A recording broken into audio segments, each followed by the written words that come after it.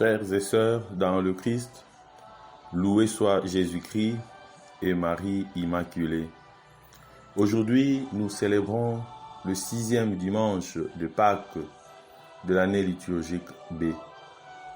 L'Église Notre Mère nous invite à méditer sur l'évangile de Saint Jean au chapitre 15 du 9e au 17e verset. Dieu ne fait pas de différence entre les hommes, mais quelle que soit leur race, il accueille les hommes qu'il adore et font ce qui est juste. Il nous aime d'un amour gratuit qui fait éclater les frontières. Comme nous l'avons souligné le dimanche du Bon Pasteur, notre vocation première est d'aimer. Aimer Dieu et aimer notre prochain. Nous devons le faire, car c'est Dieu lui-même qui nous le demande.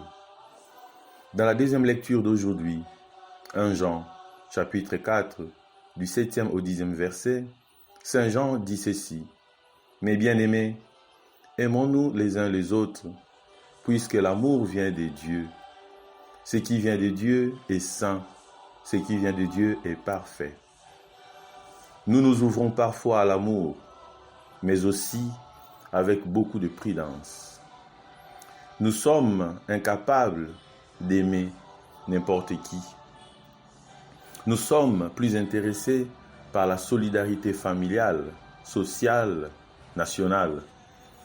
Nous fonctionnons dans un petit cercle fermé, ce que j'appellerais dans un langage technique, dans un circuit intégré. Pour certains, le raisonnement spontané est « demander plus est impossible, sinon malsain ».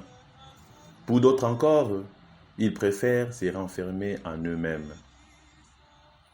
Frères et sœurs dans le Christ, l'amour n'a pas de frontières, répond Jésus. L'amour est la demeure de Jésus. C'est son domicile. Nous qui depuis toujours cherchons où habite Jésus, aujourd'hui nous découvrons sa demeure. Il habite l'amour.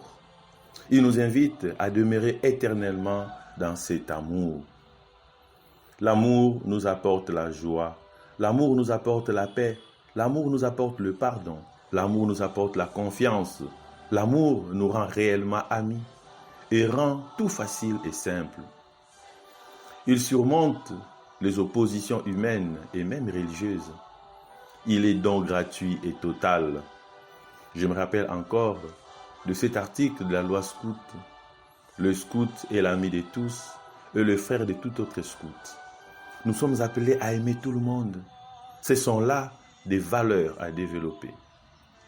L'amour n'agit pas à temps partiel, mais en temps réel et plein.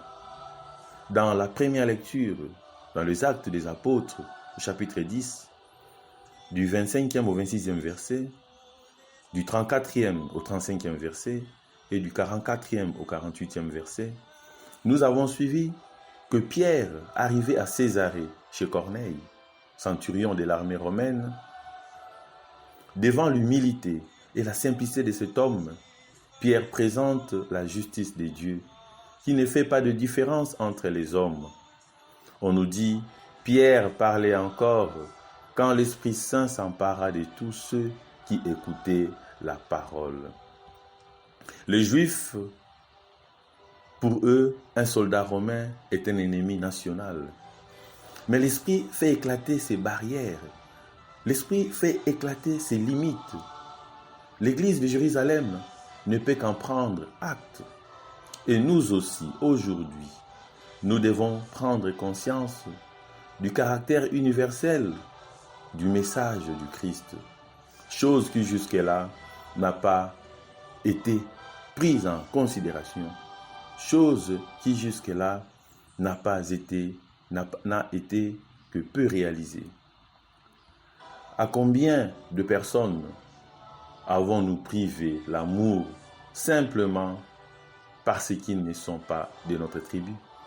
À combien de personnes nous avons privé l'amour simplement parce qu'ils ne parlent pas la même langue que nous? À combien de personnes avons-nous privé l'amour simplement parce qu'ils ne sont pas de la même religion? À combien de personnes avons-nous privé l'amour simplement parce qu'ils ne sont pas de notre obéissance?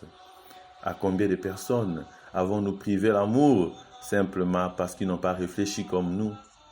À combien de personnes, frères et sœurs dans le Christ, avons-nous déjà demandé pardon? À combien de personnes nous nous sommes déjà humiliés, nous nous sommes déjà rabaissés pour leur dire, nous vous avons privé l'amour.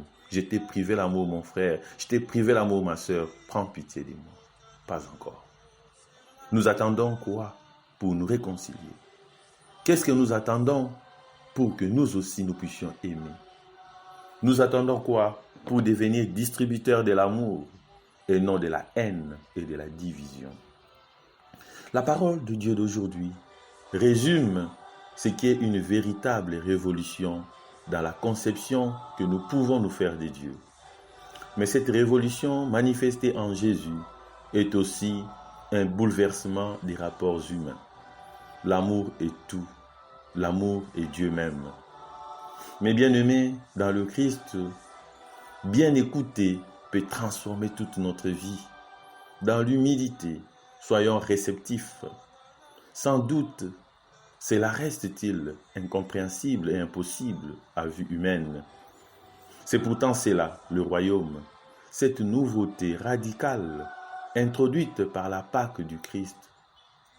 La parole de Dieu nous dit, « Celui qui n'aime pas ne connaît pas Dieu, car Dieu est amour. » Nous avons un long chemin à parcourir encore pour que ce royaume s'affirme réellement en nous. Mes frères, mes sœurs, nous voulons être exaucés par Dieu. Nous voulons résoudre nos problèmes. Nous voulons que tout ce que nous demandons au Père par Jésus soit accordé. La solution est claire aujourd'hui. Soyons fidèles au commandement de Dieu pour demeurer dans son amour. Et quel est ce commandement? Aimons-nous les uns les autres. N'allons plus chercher loin. Tout est là. Tout est dit aujourd'hui. Un adage dit, aime et fais ce que tu veux. Demandons la grâce de devenir témoins de l'amour universel affirmé par Jésus. Amen.